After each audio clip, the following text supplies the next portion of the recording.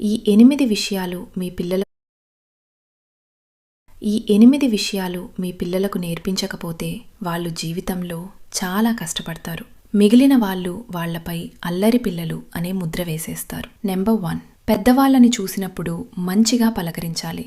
ఇది చిన్న విషయం అనిపిస్తుంది, కానీ ఇదే మర్యాద.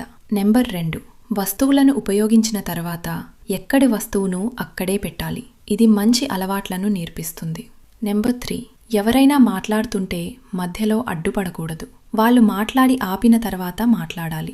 ఇదే గౌరవం. నెంబర్ 4, అవతలి వాళ్ళని హర్ట్ చేసే మాటలు ఎప్పుడూ మాట్లాడకూడదు. ఇది వ్యక్తిత్వాన్ని తీర్చిదిద్దుతుంది. నెంబర్ 5, అవతలి వాళ్ళ వస్తువును అడిగి తీసుకోవాలి. అనుమతి లేకుండా తాకకూడదు. ఒక్కసారి ఇస్తావా అని అడగడం నేర్పించాలి. నెంబర్ 6,